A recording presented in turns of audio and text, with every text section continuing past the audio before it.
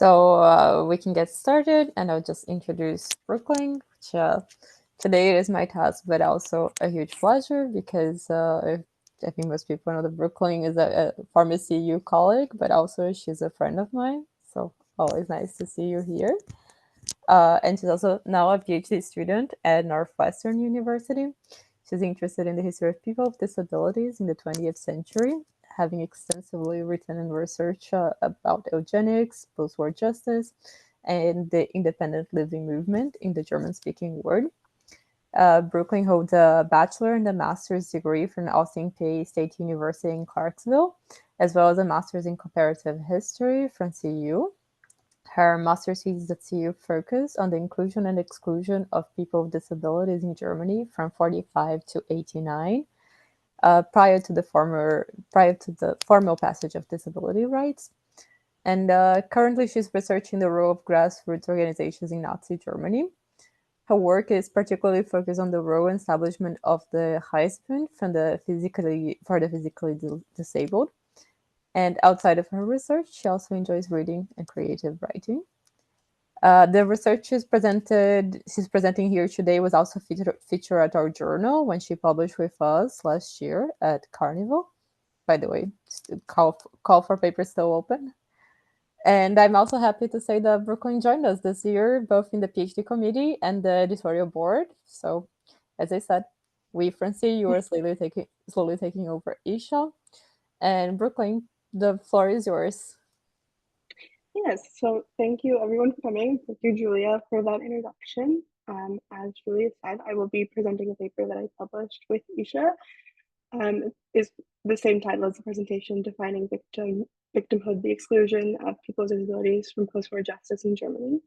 The central argument of the paper was that the exclusion of people with disabilities from reparations was part of a larger ableist history, not just from Germany, but also from the Allies that allowed things like this to happen.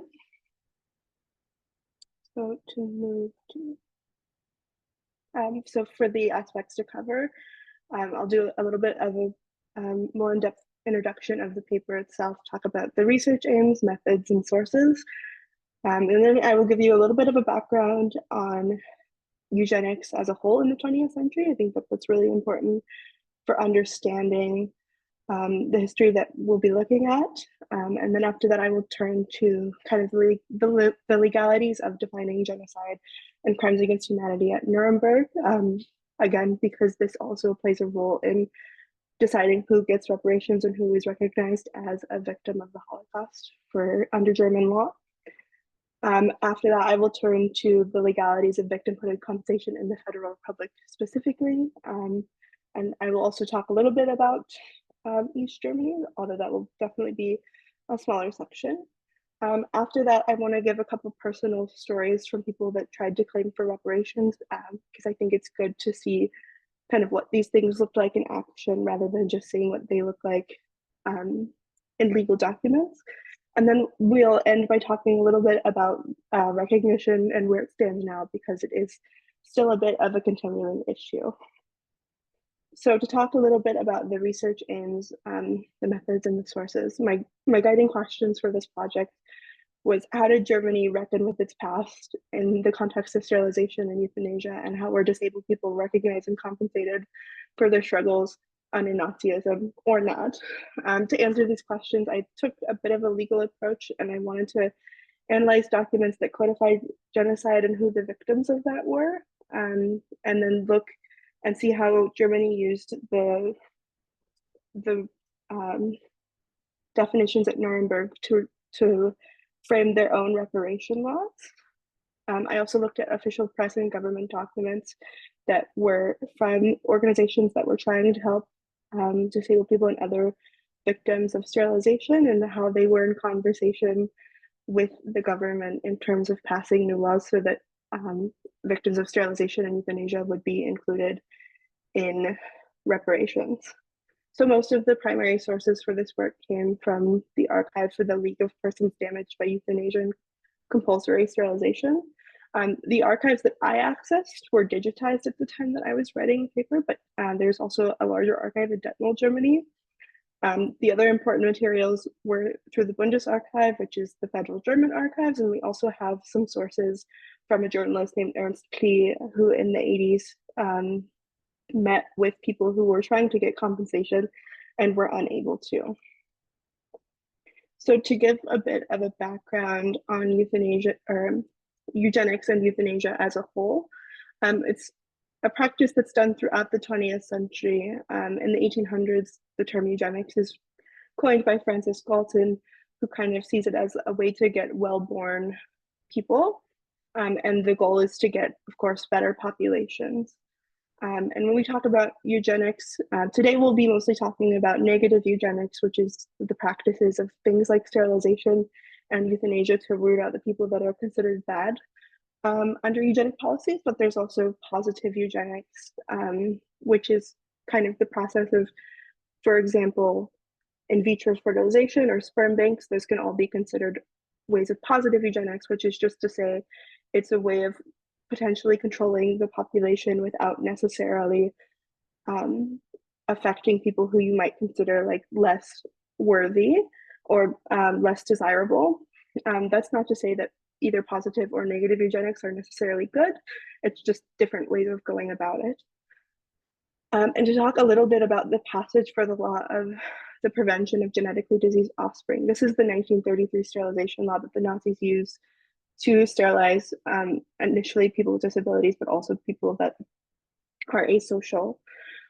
So to start with that, as I said, it includes people with disabilities. It also includes people with mental illnesses, alcoholics, schizophrenia, lots of different kinds of people that are under this, and also people, again, that are just considered asocial who may or may not have considered themselves disabled, but it's impossible to make that judgment ourselves as historians, so that's not something that I did in this paper. There are also connections between Nazi eugenics and other countries, particularly with the United States. The eugenic societies out of the United States did have communication with German eugenicists as well, but this connection between them is greatly exaggerated in a lot of the papers that you see. So while it's possible that the Germans solved the American fight for a legalized sterilization law, which was passed in the United States in 1927, they didn't actually take it directly from the United States. In fact, they took the 1933 sterilization law from a 1932 sterilization law that was already being drafted before they came to power. Another important aspect of this and eugenics in the German society is a book from Karl Bending and Alfred Hoppe. It is called Permitting the Destruction of Life Unworthy of Life, and it's published in 1920. And this book is talking about the possibility of euthanasia and murdering disabled people and people that are considered less desirable from a eugenic standpoint. However, even though the Nazis take this term life unworthy of life from this book, it's really not, it's not a direct line. This book really stresses that it's important to have consent either from parents or the person that is going to die as a result of the euthanasia. So to talk a little bit about genocide and crimes against humanity at Nuremberg. So the failure to consider disabled people starts here. And this lies in the fact that the Allied powers decided ultimately that they would not consider sterilization or euthanasia a crime of genocide necessarily, but rather a crime against humanity, which is a smaller section, still calls the crimes. So the euthanasia is a crime against humanity, which focuses on the individual, but sterilization is considered a routine act. And so it's not considered part of the crime. And so because the Sterilization Act is not considered bad necessarily, and it's not repealed, then Germany uses this later. The other aspect of this is that the tribunal ultimately decides that they're not going to have jurisdiction over things that happened in 1933, and they're only going to look at things that started after the war. And of course, since this law is from 1933, it's not part of that. So to talk also a little bit about the legalities of victimhood in the Federal Republic and what the Compensation Act actually says. The the Compensation Act was passed in 1953 in West Germany, and even though the Allies decided not to do anything past or prior to 1939, the Germans do, and they say that they will give reparations for anything that happened between 1933 and 1935. And under this act, victims of National Socialism are considered those who are having suffered for reasons of political oppression from National Socialism for problems of race, faith, belief, and suffered damage to their life, body, health, freedom, property, etc. There's also a 1965 revision, which allows the descendants of Holocaust survivors to also get reparations on behalf of their deceased parents or relatives, but that is not something that is open to disabled people at the time. So to talk a little bit about why they justified the limits of the Compensation Act and why disabled people are not considered. There is a debate in 1957. This is the first debate that I came across in my research. It's a discussion between a member of the Socialist Party, Heinrich Rietzel, and Alfred Hartmann, who is part of the Christian Socialist Union in Bavaria. He's also the federal minister of finance at this time. So Rietzel is in favor of compensation, and Hartmann insists that no additional compensation can or should be made. And when he makes this distinction, he says that sterilized people are divided into three groups: people who are sterilized because of the reasons in the compensation law, who are already getting compensation; people who were sterilized through unapproved methods, who by 1957 are also getting compensation; and people who were sterilized through approved methods because they were perceived as disabled under the Nazi state. So again, he's going back to the Allies didn't make this illegal, and this is an approved method, so it wasn't a crime. He also says directly that when people with disabilities say that they've been injured by this, it's not valid because they would have already had like mental health issues. So it's not possible to prove that further mental health issues came from the sterilization itself. He also says that other nations have precedent, so Germany's not in the wrong. And when he says this, he tries to compare the United States and Sweden, but it's really not comparable because between, for example, 1927, when the United States passed their sterilization law, and 1960, which is a little bit after this, they only sterilized around 61,500 people in those years compared to the 400,000 that were sterilized under Nazi Germany. So that disconnect between intent is there, and he's not considering that part of the argument. There's also a revisiting of compensation in 1961, where they bring in a group of 7 experts to decide whether or not sterilization is a crime and should be something considered part of the Nazi state specifically. The issue with this and why it's controversial is that 3 of those 7 people were members of the Nazi Party who practiced medicine under Hitler and practiced sterilization and euthanasia and did not lose their jobs after the war. So to also talk a little bit about small group efforts at compensation, I mentioned it a little bit when I talked about how victims of unapproved methods got reparations, but because of the widespread legitimization of the sterilization, compensation for victims was championed mostly by smaller groups who are looking at very, very specific individuals. So for one example, there's a French survivors group who goes to the UN in 1950, and it's a group of women specifically. And they say we were sterilized in concentration camps with unapproved methods, and they are able to get reparations for that starting in 1950.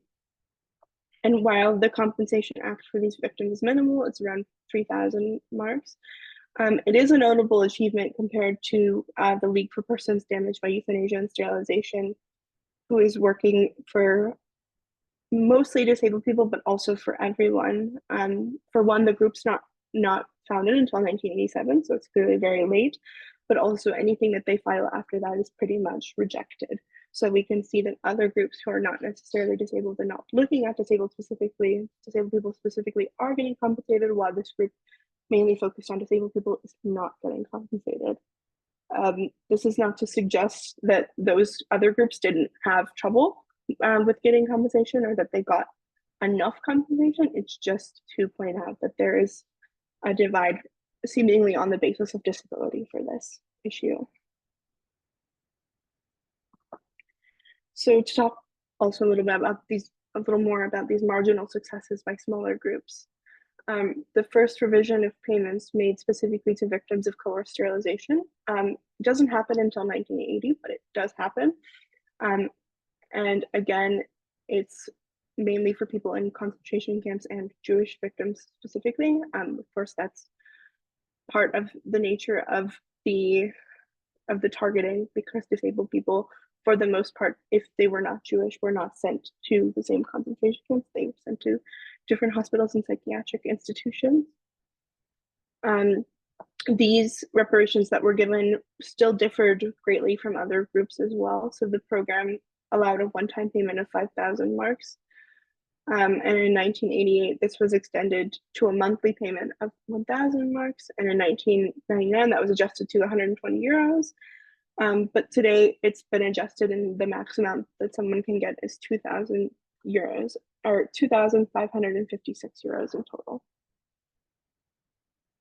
So the responsibility for the compensation in the German Democratic Republic. So the reason that this is such a small section is that because until the end of the Holocaust, East Germany rejected any responsibility for the crimes of the Holocaust because they considered themselves the rightful nation to come after the Nazis, basically. So a way of saying that they are the legitimate Germany and West Germany is not.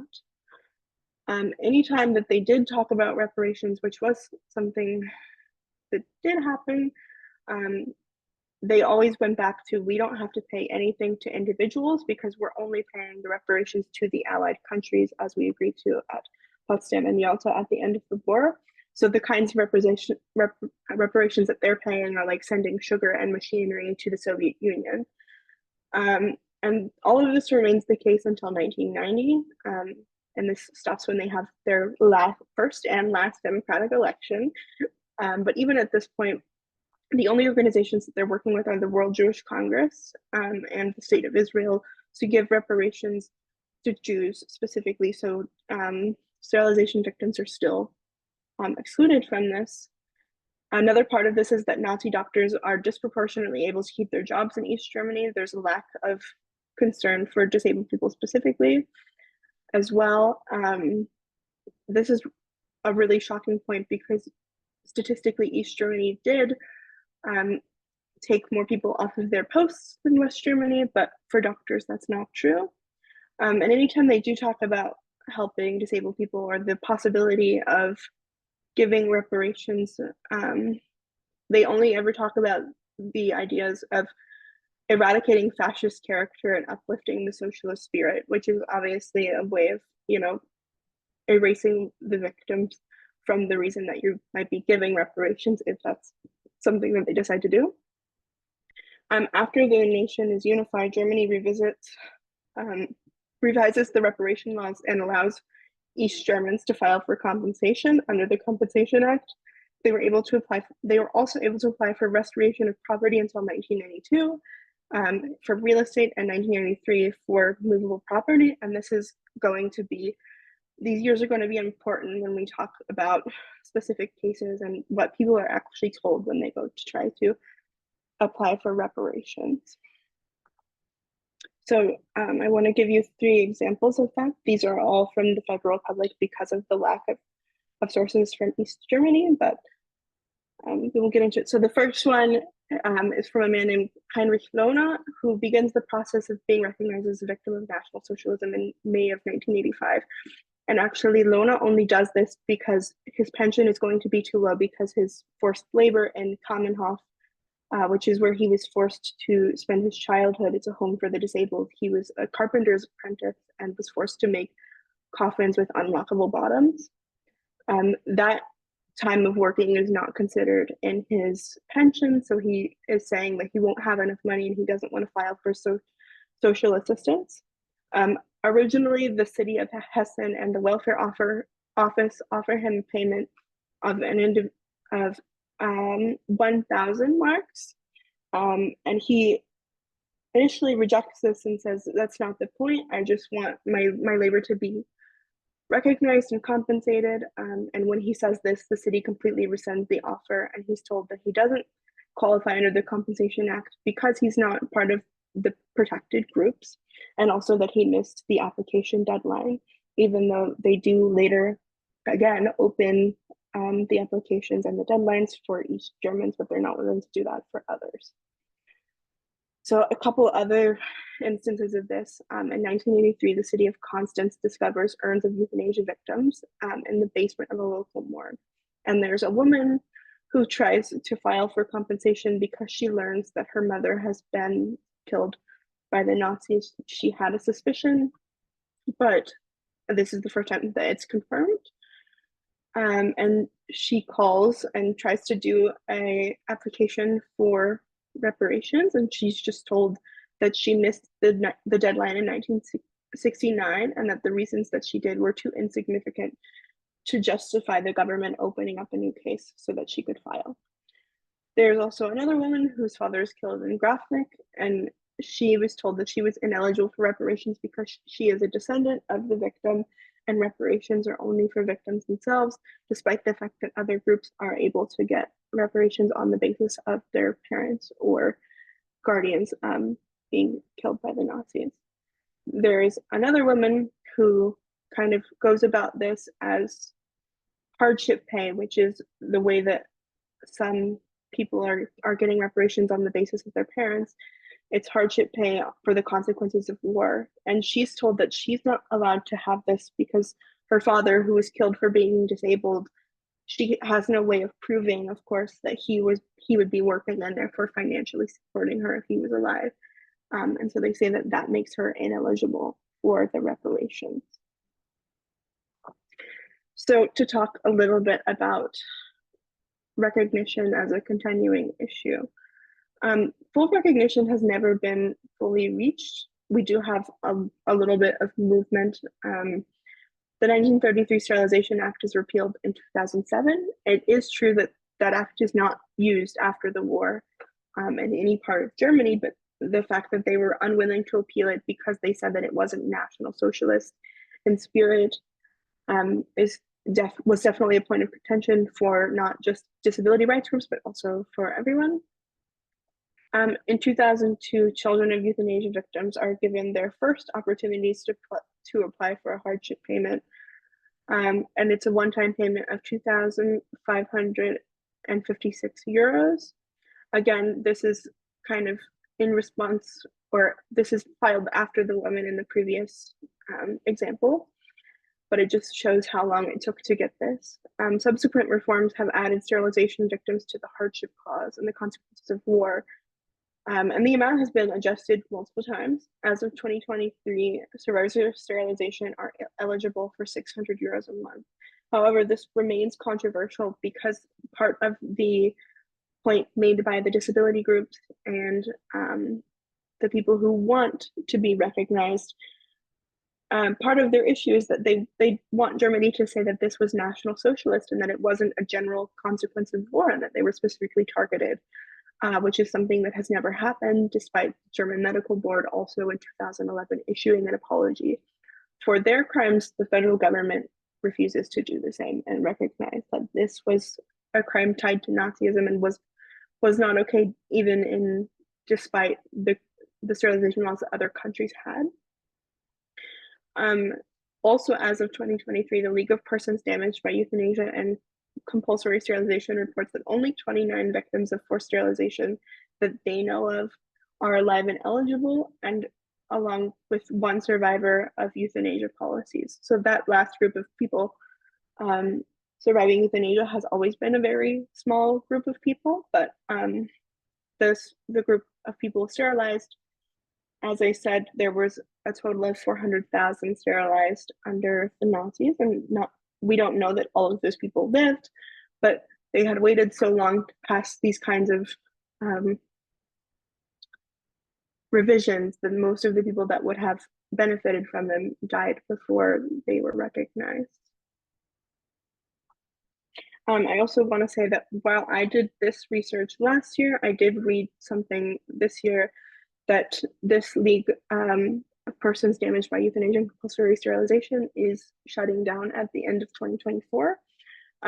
That is probably for two reasons. One, as we've said, not a lot of these victims are alive, but it's also ran by pretty much one specific woman who is always doing a lot. The archive is there to stay, but it's a bit unclear if this issue will continue to be brought forward. The organization does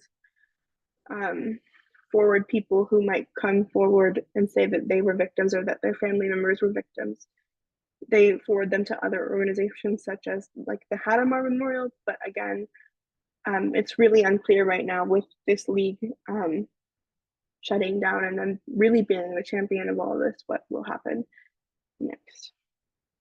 So that is what I have for you today. And of course, if you have any questions, you can ask them now, or you can also send me an email later if you prefer.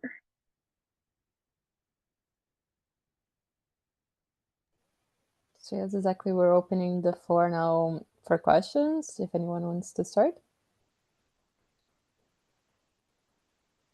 Or I can start with one of my own. I had several questions during the presentation, but one thing I was very interested is this argument about saying, oh, it's not necessarily something connected to the Nazis because Sweden and the US were doing it too, which I always find kind of like childish. Like, my brother does it too, and you didn't complain with him. And especially, I think we at the end of the war, it was so difficult to recognize the crimes being committed by the Allies, and now we got to the point when we can concede that, of course, having internment camps in other countries was also a war crime. The most famous case, of course, is the Japanese in the US, or the carpet bombing in German cities and killing civilians, also a war crime. So we're slowly moving towards that, but I also think some issues become more complicated because these countries don't want to admit they were doing something that is so similar to what the Nazis were doing in so close in spirit. But so I was wondering if there are attempts of reparation also in the United States, in Sweden, or other countries at the time. Yeah, so not at the time. I'm not sure about Sweden, but I know that a few years ago, the state of California specifically started moving towards giving reparations to people, which California was one of the first and states to have the biggest sterilization campaign. There hasn't really been any updates since that movement was proposed. I will also say parts that were in the paper, but not necessarily in the presentation, which I think is important, is that the Soviets and the Americans definitely knew that they were committing war crimes even as they were writing the jurisdiction. So originally, France wanted it to apply to like everything from when the Nazis came to power to when it went down. And the Soviets said, no, it needs to be applied specifically to war, because if it's not applied to war, then they might be able to get us for what we're doing to our own civilians. So we need it to be specifically for the Axis powers. And the United States rejects the clause of the Axis powers because they say if we do that, we can't use this for any other genocide that might happen in the future. But they do allow for the jurisdiction to be between 1939 and 1945. And when they say that, the U.S. delegate says, like, his literal quote is, "We can't do that because there are, quote, regrettable circumstances in our own country." And of course, he's talking about things like Jim Crow laws in the case of the U.S. And the Soviets also have lots of their own crimes happening at this time. So they were definitely aware, and that's part of the reason that they did the jurisdiction the way that they decided to do it. It's really fascinating. Thanks.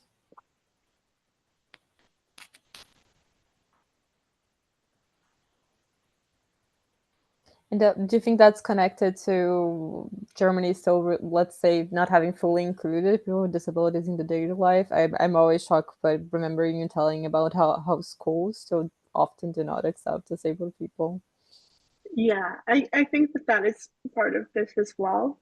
It's just another example of them saying, like, oh, it's okay to do this because other countries do it. In the case of schools, they say that it's because teachers are not trained to handle disabled students, which can be true if you have a student with a behavioral disability or mental health disability, possibly, but they also do this for students that have purely physical disabilities. And that has also gone to the courts a few times. I remember reading about a case that happened in 1990 of a girl who went to an integrated school with her non-disabled peers up until the fourth grade, which is when they get sorted into like their respective like quote unquote high schools. And when she tries to go to the high school says, no, you're in a wheelchair. Like there's nothing else wrong with this girl. But they say, no, you're in a wheelchair. You're not allowed to go to our school. You have to go to the school for disabled children. And she rejects this and her parents reject this. And they say she's gone to an integrated school her entire life and never had any issues. Why is that happening? But anyway, they take it through the state. The state upheld the school's decision. So then they take it to the federal courts. And the federal courts basically just say, education is a matter of the state and we will not be part of that argument. It's up to them. We're not going to make any judgment. So that is upheld. And that is still an issue in Germany for sure. So whether or not there's an integrated school for disabled children is highly dependent on the school and the state, which is to say that those students, of course, it's all based on where you happen to be born and where you happen to live. So it's still lots of exclusion there.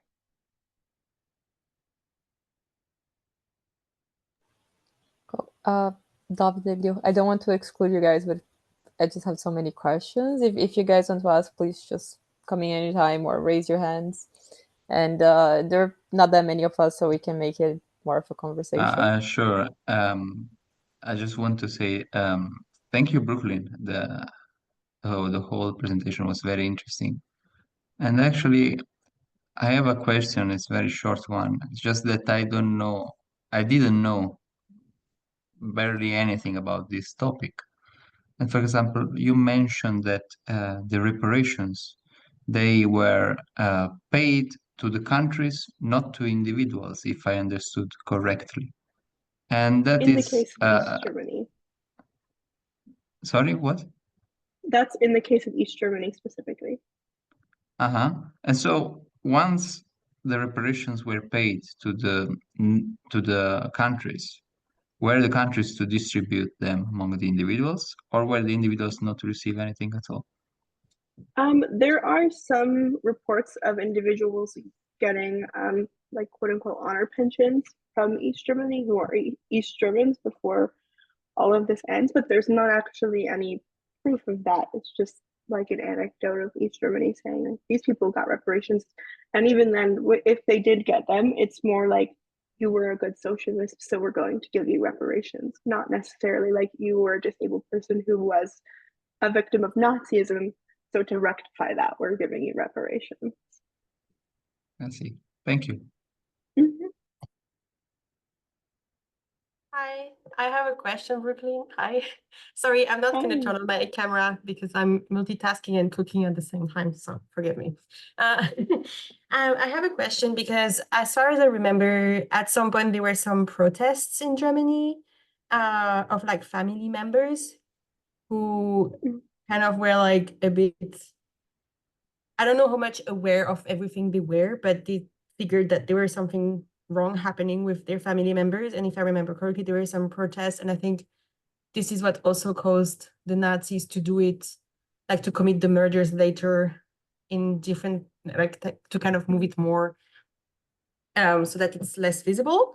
And have you, like in your research, have you found some things about like those protests and like, I don't know if anyone has written something about it and the arguments that were used at the time or anything like that?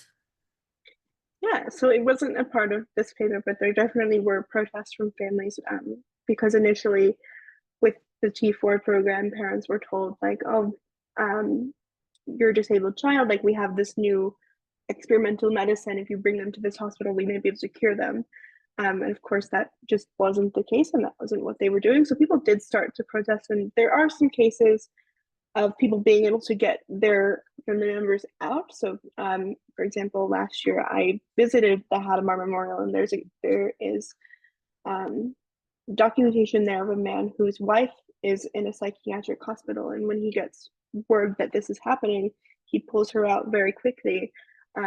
But for the cases of most people, they aren't able to move quickly. And when they do ask to have their family members removed from these institutions, their requests are denied and their family members are mostly killed much more quickly, because the Germans know that the families are onto them. And also part of the protests, the reason that it gets hidden a little bit more actually is less about the protests from the parents and more about the fact that the Catholic Church got wind that this was happening, and they were saying, like, it's not Christian to kill people with disabilities, you can't do that. And they were having these really publicized sermons. So that's actually what really pushes Hitler to stop the T4 program on paper, and then it shifts to a period that we call wild euthanasia, which is where they're no longer testing gas chambers, but they're injecting people with too much medication, or even just injecting like air into their veins, or different ways of killing them that don't involve gas chambers, because that has ended on paper, but they certainly didn't stop killing people through euthanasia after that. Thank you. You're welcome. And maybe you can tell us a little bit about where your research is going next, if you're going to use that now in your PhD, or if you have decided at all some of the things you include. Yeah, so the dissertation in the United States, we have 6 years to do this, so it hasn't fully taken form quite yet. But right now I'm focused on a group that I actually found out about while I was at CEU. I initially was looking at magazines from self-help groups published in the 1920s, and then I found some from the 1970s, and I was like, well, I'm pretty sure I probably know what happened in that period of the war, but I'm gonna go check and see if there was any documentation. And it turns out that there is, and there's this group called the Reichsbund for the Physically Disabled, which is essentially a group of disabled people, physically disabled people who are kind of less impacted by their disabilities. And in their journal, there's like photos of men with one leg walking on a tightrope. And the whole point of this group is to say, like, we are disabled, but we're still good socialists. So like, don't, or national socialists, so don't kill us, but you can still kill the people with intellectual disabilities, or people that aren't quote unquote productive. And so the research started from there. And so I want to look at kind of who these people were if this group was a large group, which I sense that it's not. I will probably extend past this group and talk about grassroots organizations more broadly. But yeah, those archives are in Berlin, so I haven't gotten a chance to look at them. But the goal is to look at those archives and see who these people were and how they're functioning. Kind of that classic question of how are you a victim and a collaborator or a perpetrator at the same exact time. Of course, that question has been broached by many, many Holocaust historians, but has never been asked in terms of disabled people and like people that are still kind of ordinary people during the war. Oh, fascinating. It really looks like a good start for research. Yeah.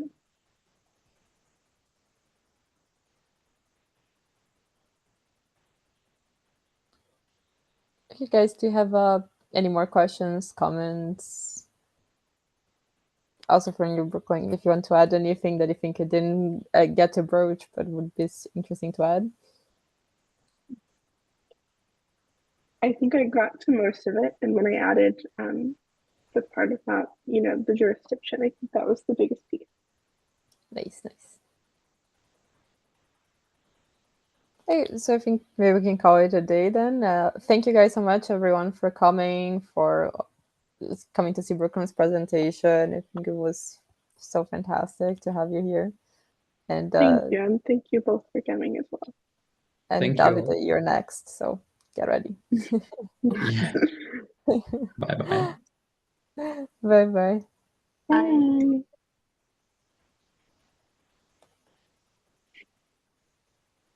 Bye, thank you. Thank you, Brooklyn.